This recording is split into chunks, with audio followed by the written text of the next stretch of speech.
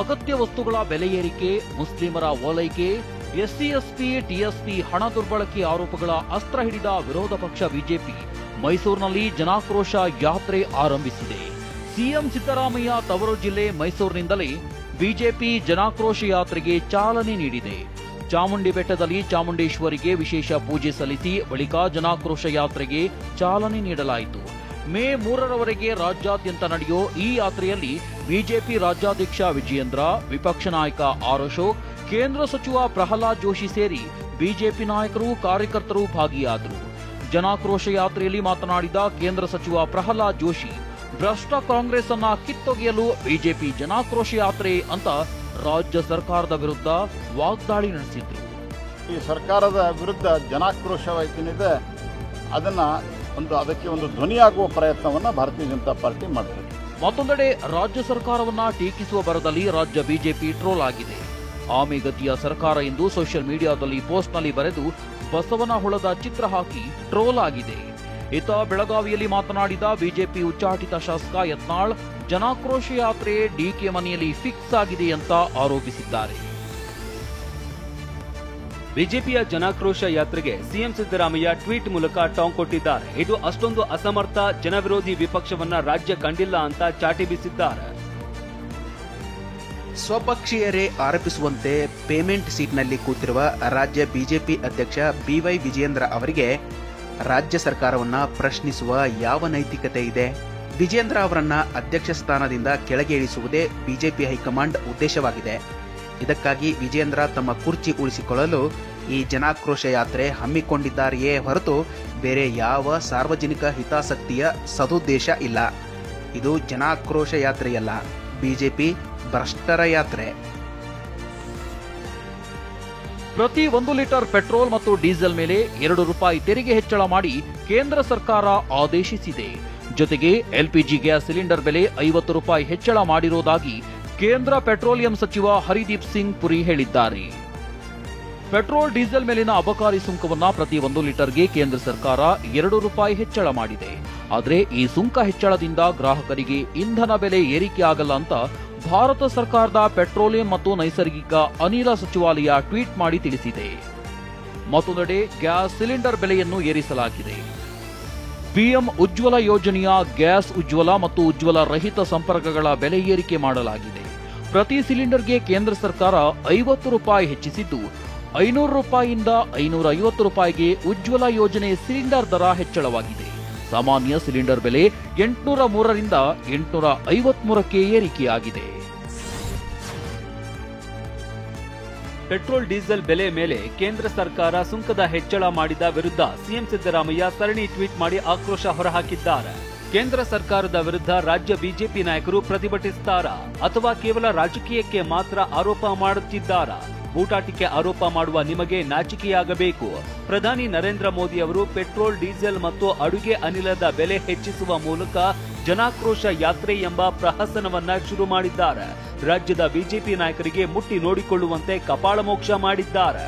ಬೆಲೆ ಏರಿಕೆಗೆ ಕೇಂದ್ರ ಸರ್ಕಾರದ ಜನವಿರೋಧಿ ಆರ್ಥಿಕ ನೀತಿಯೇ ಕಾರಣ ಎಂದು ನಾವು ಹೇಳುತ್ತಲೇ ಬಂದಿರುವ ಸತ್ಯವನ್ನು ಪ್ರಧಾನಿ ನರೇಂದ್ರ ಮೋದಿ ಅವರೇ ದೇಶದ ಜನರ ಮುಂದೆ ಬಿಚ್ಚಿಟ್ಟು ಒಪ್ಪಿಕೊಂಡಿದ್ದಾರೆ. ಈಗ ಕೇಂದ್ರ ಸರ್ಕಾರ ಪೆಟ್ರೋಲ್ ಮತ್ತು ಡೀಸೆಲ್ ಮೇಲಿನ ಅಬಕಾರಿ ತೆರಿಗೆಯನ್ನು ₹2 ಮತ್ತು ಅಡುಗೆ ಅನಿಲ ಸಿಲಿಂಡರ್ ಬೆಲೆಯನ್ನು ₹50 ಏರಿಕೆ ಮಾಡಿರುವ ಬಗ್ಗೆ ರಾಜ್ಯದ ಬಿಜೆಪಿ ನಾಯಕರ ಪ್ರತಿಕ್ರಿಯೆ ಏನು ಎಂಬುದನ್ನು ನಾನು ತಿಳಿದುಕೊಳ್ಳಬಯಸುತ್ತೇನೆ. ಅಂತಾರಾಷ್ಟ್ರೀಯ ಮಾರುಕಟ್ಟೆಯಲ್ಲಿ ಕಚ್ಚಾ ತೈಲದ ಬೆಲೆ ಇಳಿಯುತ್ತಿದ್ದರೂ ಕೇಂದ್ರ ಸರ್ಕಾರ ಪೆಟ್ರೋಲಿಯಂ ಉತ್ಪನ್ನಗಳ ಬೆಲೆಯನ್ನು ಒಂದೇ ಸಮನೆ ಏರಿಸುತ್ತಾ ಹೋಗಲು ಕಾರಣ ಏನು ಎಂಬುದನ್ನು ಬಿಜೆಪಿ ನಾಯಕರು ರಾಜ್ಯದ ಜನರಿಗೆ ತಿಳಿಸಬೇಕು. ಅಕ್ಕಿ, ಬೇಳೆ, ಮೀನು, ಮಾಂಸ, ತರಕಾರಿಯಿಂದ ಹಿಡಿದು ಹೋಟೆಲ್ ತಿಂಡಿವರೆಗೆ ಎಲ್ಲದರ ಬೆಲೆ ಏರಿಕೆಗೆ ಮೂಲ ಕಾರಣ ಪೆಟ್ರೋಲ್, ಡೀಸೆಲ್ ಮತ್ತು ಅಡುಗೆ ಅನಿಲದ ಬೆಲೆಯನ್ನ ಹೆಚ್ಚಿಸುತ್ತಲೇ ಇರುವ ಕೇಂದ್ರ ಸರ್ಕಾರದ ಜನವಿರೋಧಿ ನೀತಿ ಎನ್ನುವುದು ಆರ್ಥಿಕ ವ್ಯವಹಾರದ ಸಾಮಾನ್ಯ ಜ್ಞಾನ ಇಲ್ಲದವರಿಗೆಲ್ಲ ಗೊತ್ತು. ಹೀಗಿದ್ದರೂ ಬೆಲೆ ಏರಿಕೆಯ ಪಾಪದ ಹೊರೆಯನ್ನು ನಮ್ಮ ತಲೆ ಮೇಲೆ ಕಟ್ಟಲು ಹೊರಟಿರುವ ಬಿಜೆಪಿ ನಾಯಕರ ಮುಖಕ್ಕೆ ಪ್ರಧಾನಿ ನರೇಂದ್ರ ಮೋದಿ ಅವರೇ ಮಸಿ ಬಳಿದಿದ್ದಾರೆ. ಜನಾಕ್ರೋಶ ಯಾತ್ರೆ ಹೊರಟವರ ಮುಂದೆ ಈಗ ಇರುವುದು ಎರಡು ಆಯ್ಕೆ. ಒಂದು, ಅವರು ಪ್ರಧಾನಮಂತ್ರಿಯವರ ಮೇಲೆ ಒತ್ತಡ ಹೇರಿ ಕೇಂದ್ರ ಬಿಜೆಪಿ ಸರ್ಕಾರ ಹೆಚ್ಚಿಸಿರುವ ಬೆಲೆಯನ್ನು ಇಳಿಸುವಂತೆ ಮಾಡಬೇಕು. ಇಲ್ಲವೇ ಯಾತ್ರೆಯನ್ನು ಕೊನೆಗೊಳಿಸಿ ಗಂಟು ಮೂಟೆ ಕಟ್ಟಿಕೊಂಡು ತಮ್ಮ ತಮ್ಮ ಮನೆಗೆ ಮರಳಬೇಕು. ಎಲ್ಪಿಜಿ ಗ್ಯಾಸ್ ಸಿಲಿಂಡರ್ ದರ ಏರಿಕೆ ಮಾಡಿದ ಕೇಂದ್ರ ಸರ್ಕಾರದ ವಿರುದ್ಧ ಎಐಸಿಸಿ ಅಧ್ಯಕ್ಷ ಮಲ್ಲಿಕಾರ್ಜುನ ಖರ್ಗೆ ಟ್ವೀಟ್ ಮೂಲಕ ಆಕ್ರೋಶ ಹೊರಹಾಕಿದ್ದಾರೆ. ಮೋದಿಜಿ, ಎಲ್ಪಿಜಿ ಗ್ಯಾಸ್ ಸಿಲಿಂಡರ್ಗಳು ಮಾತ್ರ ಬಾಕಿದ್ದವು. ಈ ಬಾರಿ ಹಣದುಬ್ಬರದ ಹೊಡೆತವು ಉಜ್ವಲ ಯೋಜನೆಯಡಿ ಬರುವ ಬಡ ಮಹಿಳೆಯರ ಉಳಿತಾಯದ ಮೇಲೂ ಪರಿಣಾಮ ಬೀರಿದೆ. ಲೂಟಿ, ಸುಲಿಗೆ, ವಂಚನೆ ಈ ಎಲ್ಲವೂ ಮೋದಿ ಸರ್ಕಾರದ ಸಮಾನಾರ್ಥಕ ಪದಗಳು. ಮತ್ತೊಂದೆಡೆ ಬಿಜೆಪಿ ಆರಂಭಿಸಿರೋ ಜನಾಕ್ರೋಶ ಯಾತ್ರೆ ಪ್ರಧಾನಿ ಮೋದಿ ವಿರುದ್ಧವೇ ಅಂತ ಸಚಿವ ಸಂತೋಷ್ ಲಾಡ್ ಲೇವಡಿ ಮಾಡಿದ್ದಾರೆ. ಕಾಂತಾರ ನಟ ಡಿವೈನ್ ಸ್ಟಾರ್ ರಿಷಬ್ ಶೆಟ್ಟಿ ಮಂಗಳೂರಿನಲ್ಲಿ ದೈವದ ಮೊರೆ ಹೋಗಿದ್ದಾರೆ. ಈ ವೇಳೆ ನುಡಿದ ದೈವ, ಜಗತ್ತಿನೆಲ್ಲೆಡೆ ನಿನಗೆ ದುಶ್ಮನ್ಗಳಿದ್ದಾರೆ, ನಿನ್ನ ಸಂಸಾರ ಹಾಳು ಮಾಡಲು ಯತ್ನಿಸುತ್ತಿದ್ದಾರೆ, ನನಗೆ ಸೇವೆ ನೀಡುವ ಹರಕೆ ಹೇಳಿಕೊ, 5 ತಿಂಗಳ ಗಡುವಲ್ಲಿ ಒಳ್ಳೆಯದು ಮಾಡುತ್ತೇನೆ ಅಂತ ದೈವ ಅಭಯ ನೀಡಿದೆ.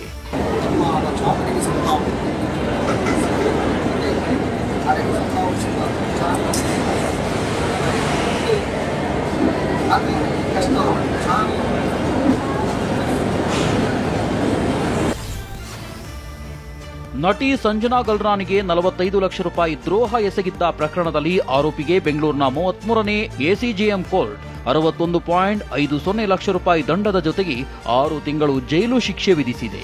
ಹೂಡಿಕೆ ಮಾಡಿದ್ರೆ ಅಧಿಕ ಲಾಭಾಂಶ ನೀಡೋ ಆಮಿಷವೊಡ್ಡಿ ಜೊತೆಗೆ ಸೈಟ್ ಕೊಡಿಸುವುದಾಗಿ ಹೇಳಿ ಹಂತ ಹಂತವಾಗಿ ನಟಿ ಬಳಿ 45 ಲಕ್ಷ ರೂಪಾಯಿವರೆಗೂ ಪಡೆದ ರಾಹುಲ್ ತೋನ್ಸೆ ವಂಚಿಸಿದ್ದಾಗಿ ನಟಿ ಸಂಜನಾ ಪ್ರಕರಣ ದಾಖಲಿಸಿದ್ರು. ಈ ಬಗ್ಗೆ ಮಾಹಿತಿ ನೀಡಿದ ನಟಿ ಸಂಜನಾ ಗಲ್ರಾನಿ ಪರ ವಕೀಲ ಮಿಥುನ್, ಪ್ರಾಪರ್ಟಿ ಕೊಡಿಸ್ತೀನಿ, ಸೈಟ್ ಕೊಡಿಸ್ತೀನಿ ಎಂದು ಸಂಜನಾರ ಬಳಿ ಸಾಕಷ್ಟು ಹಣ ಪಡೆದಿದ್ದ ರಾಹುಲ್ ತೋನ್ಸೆ ಚೆಕ್ ನೀಡಿ ವಂಚಿಸಿದ್ದ ಎಂದಿದ್ದಾರೆ. ಮಂಗಳೂರಿನ ಬೆಳ್ತಂಗಡಿ ನ್ಯಾಯಾಲಯದ ಆವರಣದಲ್ಲಿ ಬಿಜೆಪಿ ಮುಖಂಡ ಪ್ರವೀಣ್ ನೆಟ್ಟಾರು ಕೊಲೆ ಪ್ರಕರಣದ ಆರೋಪಿಗೆ ಯುವಕ ಮುತ್ತಿಟ್ಟಿದ್ದಾನೆ. ನೆಟ್ಟಾರು ಹತ್ಯೆ ಪ್ರಕರಣದ ಮಾಸ್ಟರ್ ಮೈಂಡ್ ಶಾಫಿ ಬಳ್ಳಾರಿಗೆ ಉಜಿರೆ ನಿವಾಸಿ ಸಹಲ್ ನಿರ್ಸಾಲ್ ಮುತ್ತು ಕೊಟ್ಟಿದ್ದ. ಮಾಜಿ ಸಿಎಂ ಬಿಎಸ್ ಯಡಿಯೂರಪ್ಪ ವಿರುದ್ಧದ ಪೋಕ್ಸೋ ಕೇಸ್ ಸಂಬಂಧ ಜಾಮೀನು ಷರತ್ತು ಸಡಿಲಿಕೆ ಮಾಡುವಂತೆ ಕೋರಿ ಬಿಎಸ್ವೈ ಪರ ವಕೀಲರು ಕೋರ್ಟ್ನಲ್ಲಿ ಮನವಿ ಮಾಡಿದ್ದಾರೆ. ಬಿಎಸ್ ಯಡಿಯೂರಪ್ಪ ಹಿರಿಯ ರಾಜಕಾರಣಿಯಾಗಿದ್ದಾರೆ, ರಾಜಕೀಯ ಪಕ್ಷದ ಸಂಸದೀಯ ಸಮಿತಿ ಸದಸ್ಯರಾಗಿದ್ದಾರೆ. ಹೀಗಾಗಿ ಅವರು ದೆಹಲಿಗೆ ತೆರಳಬೇಕಾಗಿದೆ. ಕೋರ್ಟ್ ವ್ಯಾಪ್ತಿ ಬಿಟ್ಟು ತೆರಳದಂತೆ ವಿಧಿಸಿದ ಷರತ್ತು ಸಡಿಲಿಕೆ ಮಾಡುವಂತೆ ಹೈಕೋರ್ಟ್ಗೆ ಮನವಿ ಮಾಡಿದ್ದಾರೆ. ಬಿಎಸ್ವೈ ಪರ ವಕೀಲರ ಮನವಿ ಆಲಿಸಿದ ಹೈಕೋರ್ಟ್, ಹಿರಿಯ ರಾಜಕಾರಣಿಯಾಗಿ ಖಂಡನೀಯ ಕೃತ್ಯ ನಡೆಸಬಾರದು, ಇತರರಿಗೆ ಮಾದರಿಯಾಗುವಂತಹ ನಡವಳಿಕೆ ಇರಬೇಕು ಅಂತ ನ್ಯಾಯಮೂರ್ತಿ ಪ್ರದೀಪ್ ಸಿಂಗ್ ಯರೂರು ಅವರಿದ್ದ ಹೈಕೋರ್ಟ್ ಪೀಠ ಅಭಿಪ್ರಾಯಪಟ್ಟಿದೆ. ಬಳಿಕ ಈ ಆರೋಪ ಸುಳ್ಳು ಎಂಬ ಕಾರಣಕ್ಕೆ ವಿಚಾರಣೆಗೆ ತಡೆ ನೀಡಲಾಗಿದೆ ಅಂತ ಹೈಕೋರ್ಟ್ಗೆ ಬಿಎಸ್ವೈ ಪರ ವಕೀಲ ಪ್ರತಿಕ್ರಿಯೆ ನೀಡಿದ್ದಾರೆ. ಆಕ್ಷೇಪಣೆ ಸಲ್ಲಿಸುವುದಕ್ಕೆ ಎಸ್ಪಿಪಿಗೆ ಕಾಲಾವಕಾಶ ನೀಡಿದ ಹೈಕೋರ್ಟ್ ವಿಚಾರಣೆಯನ್ನ ಮುಂದೂಡಿದೆ. ಅತ್ಯಾಚಾರ ಪ್ರಕರಣದಲ್ಲಿ ಜಾಮೀನು ಕೋರಿ ಪ್ರಜ್ವಲ್ ರೇವಣ್ಣ ಸಲ್ಲಿಸಿದ್ದ ಅರ್ಜಿ ವಿಚಾರಣೆ ನಡೆಸಿದ ಹೈಕೋರ್ಟ್ ಆಕ್ಷೇಪಣೆ ಸಲ್ಲಿಸಲು ಎಸ್ಪಿಪಿಗೆ ಕಾಲಾವಕಾಶ ನೀಡಿ ವಿಚಾರಣೆಯನ್ನ ಏಪ್ರಿಲ್ 15ಕ್ಕೆ ಮುಂದೂಡಿದೆ. ಇತ್ತ ಕೋರ್ಟ್ ನಿರ್ಬಂಧ ಹಿನ್ನೆಲೆ ಹಾಸನ ಜಿಲ್ಲೆಯಿಂದ 10 ತಿಂಗಳ ಕಾಲ ದೂರ ಉಳಿದಿದ್ದ ಭವಾನಿ ರೇವಣ್ಣ ಕೋರ್ಟ್ ಅವಕಾಶ ನೀಡಿದ್ದ ಬೆನ್ನಲ್ಲೇ ಮತ್ತೆ ಹಾಸನಕ್ಕೆ ಎಂಟ್ರಿ ಕೊಟ್ಟಿದ್ದಾರೆ. ಹೊಳೆನರಸೀಪುರದ ಮನೆಯಲ್ಲಿ ಭವಾನಿ ರೇವಣ್ಣಗೆ ಬೆಂಬಲಿಗರು ಆರತಿ ಬೆಳಗಿ ಅದ್ದೂರಿ ಸ್ವಾಗತ ಕೋರಿದ್ದಾರೆ. ನಾನು ಜನರಿಂದ ದೂರ ಉಳಿಯಲ್ಲ, ಜನರ ಜೊತೆಗಿದ್ಕೊಂಡೇ ಒಳ್ಳೆಯ ಕೆಲಸ ಮಾಡುತ್ತೇನೆ ಅಂತ ಭವಾನಿ ರೇವಣ್ಣ ಹೇಳಿಕೆ ನೀಡಿದ್ದಾರೆ. ನಾನು ಇವತ್ತೇನೋ ರಾಜಕೀಯ ಮಾತಾಡಲ್ಲ, ಆದರೆ ನಾನು ಯಾಕೆ ದೂರ ಉಳ್ಕೊಳ್ಳಿ ಹಾಸನ ಜಿಲ್ಲೆ ಬಿಟ್ಟು. ಅವರು ನನಗೋಸ್ಕರ ಎಲ್ಲ. ಬಿಹಾರದಲ್ಲಿ ಕಾಂಗ್ರೆಸ್ ನಾಯಕ ಕನ್ಹಯ್ಯ ಕುಮಾರ್ ನೇತೃತ್ವದಲ್ಲಿ ಪಲಾಯನ ನಿಲ್ಲಿಸಿ ಉದ್ಯೋಗ ಕೊಡಿ ಹೆಸರಿನಲ್ಲಿ ಬಿಹಾರ ಸರ್ಕಾರದ ವಿರುದ್ಧ ಪಾದಯಾತ್ರೆ ಹಮ್ಮಿಕೊಂಡಿದ್ದಾರೆ. ಸೋಮವಾರ ನಡೆದ ಪಾದಯಾತ್ರೆಯಲ್ಲಿ ಕನ್ಹಯ್ಯ ಕುಮಾರ್ಗೆ ಲೋಕಸಭಾ ವಿಪಕ್ಷ ನಾಯಕ ರಾಹುಲ್ ಗಾಂಧಿ ಸಾಥ್ ನೀಡಿದ್ರು. ಕಾಂಗ್ರೆಸ್ ಕಾರ್ಯಕರ್ತರು ಬಿಳಿ ಟಿ ಶರ್ಟ್ ಧರಿಸಿ ಪಾದಯಾತ್ರೆಯಲ್ಲಿ ಪಾಲ್ಗೊಂಡಿದ್ರು. ಪಾದಯಾತ್ರೆ ಮೂಲಕ ಬಿಹಾರದ ಯುವಕರು ಉದ್ಯೋಗ ಅರಸಿ ಬೇರೆ ರಾಜ್ಯಗಳಿಗೆ ವಲಸೆ ಹೋಗ್ತಾ ಇರೋದನ್ನ ತಡೆಯುವಂತೆ ಹಾಗೂ ರಕ್ಷಣಾ ಪಡೆಯಲ್ಲಿನ ಖಾಲಿ ಹುದ್ದೆಗಳನ್ನ ತಕ್ಷಣ ಭರ್ತಿ ಮಾಡುವಂತೆ ಆಗ್ರಹಿಸಿದ್ದಾರೆ. ವಕ್ಫ್ ಬಿಲ್ ಸಾಂವಿಧಾನಿಕ ಸಿಂಧುತ್ವ ಪ್ರಶ್ನಿಸಿ ಸುಪ್ರೀಂ ಕೋರ್ಟ್ಗೆ ಅರ್ಜಿಗಳು ಸಲ್ಲಿಕೆಯಾಗಿವೆ. Supreme court chief justice Sanjiv ಖನ್ನಾರ ಪೀಠದ ಮುಂದೆ ಜಮಿಯತ್ ಅಲ್ ಇ ಹಿಂದ್ ಸಲ್ಲಿಸಿದ್ದ ಅರ್ಜಿ ಬಗ್ಗೆ ಹಿರಿಯ ವಕೀಲ ಕಪಿಲ್ ಸಿಬಲ್ ಪ್ರಸ್ತಾಪಿಸಿದ್ದಾರೆ. ತುರ್ತು ವಿಚಾರಣೆ ನಡೆಸುವಂತೆ ಮನವಿ ಮಾಡಿದ್ದಾರೆ. ಅರ್ಜಿಗಳ ತುರ್ತು ವಿಚಾರಣೆ ನಡೆಸಲು ಕೋರ್ಟ್ ನಿರಾಕರಿಸಿದೆ. ಕೋರ್ಟ್ನಲ್ಲಿ ಇಂಥ ವಿಚಾರಗಳನ್ನು ನಿಭಾಯಿಸಲು ಕೋರ್ಟ್ನಲ್ಲಿ ಒಂದು ವ್ಯವಸ್ಥೆ ಇದೆ, ಸೂಕ್ತ ಸಮಯದಲ್ಲಿ ಪರಿಗಣನೆಗೆ ತೆಗೆದುಕೊಳ್ಳಲಾಗುವುದು ಎಂದು ಸುಪ್ರೀಂ ಕೋರ್ಟ್ ಹೇಳಿದೆ. ಪೊಲೀಸರ ಕೈಗೆ ಸಿಗದಂತೆ ತಪ್ಪಿಸಿಕೊಂಡು ಓಡೋದು ಒಂದ್ ಕಡೆ ಆದ್ರೆ, ಈ ಭೂಪನೊಬ್ಬ ಪೊಲೀಸ್ ಸ್ಟೇಷನ್ಗೆ ಬಂದು ಪೊಲೀಸರಿಗೆ ಚಳ್ಳೆ ಹಣ್ಣು ತಿನ್ಸಿದಾನೆ. ಪೊಲೀಸ್ ಜೀಪ್ನಿಂದ ಕೆಳಗಿಳಿದ ಆರೋಪಿ ಏಕಾಏಕಿ ತಪ್ಪಿಸಿಕೊಂಡು ಓಡಿದಾನೆ. ಆದ್ರೆ ಕೂಡಲೇ ಪೊಲೀಸರು ಬೆನ್ನತ್ತಿ ಆರೋಪಿ ಕೇಶವ್ ಶರ್ಮನನ್ನ ಬಂಧಿಸಿ ಮತ್ತೊಂದು ಕೇಸ್ ದಾಖಲಿಸಿದ್ದಾರೆ. ಬರೋಬ್ಬರಿ 40 ಲಕ್ಷ ರೂಪಾಯಿ ವೆಚ್ಚದಲ್ಲಿ ನಿರ್ಮಿಸಲ್ಪಟ್ಟಿದ್ದ ಕ್ಲಾಕ್ ಟವರ್ ಉದ್ಘಾಟನೆಗೊಂಡ ಕೇವಲ 24 ಗಂಟೆಯೊಳಗೆ ನಿಂತಿದೆ. ಮುಖ್ಯಮಂತ್ರಿ ನಿತೀಶ್ ಕುಮಾರ್ ಕೈಗೊಂಡಿದ್ದ ಪ್ರಗತಿ ಯಾತ್ರೆಯ ವೇಳೆ ತರಾತುರಿಯಲ್ಲಿ ಕಳಪೆ ಗುಣಮಟ್ಟದಲ್ಲಿ ಕ್ಲಾಕ್ ಟವರ್ ನಿರ್ಮಾಣ ಮಾಡಲಾಗಿತ್ತು. ಕೆಜಿಗಟ್ಟಲೆ ಚಿನ್ನ ಸಾಗಿಸಿ ಪರಪ್ಪನಗ್ರಹಾರ ಸೇರಿರುವ ನಟಿ ರಣ್ಯಾರಾವ್ ಮತ್ತು ಪ್ರಕರಣದ 2ನೇ ಆರೋಪಿ ತರುಣ್ ರಾಜು ಜಾಮೀನು ಅರ್ಜಿ ವಜಾಗೊಂಡಿದೆ. ಬೆಂಗಳೂರಿನ 64ನೇ ಸೆಷನ್ಸ್ ನ್ಯಾಯಾಲಯ ಏಪ್ರಿಲ್ 21ರವರೆಗೆ ನ್ಯಾಯಾಂಗ ಬಂಧನ ವಿಸ್ತರಿಸಿ ಆದೇಶ ನೀಡಿದೆ. ಜೊತೆಗೆ 3ನೇ ಆರೋಪಿ ಸಾಹಿಲ್ ನ್ಯಾಯಾಂಗ ಬಂಧನ ಅವಧಿಯನ್ನು ಏಪ್ರಿಲ್ 21ಕ್ಕೆ ವಿಸ್ತರಿಸಲಾಗಿದೆ.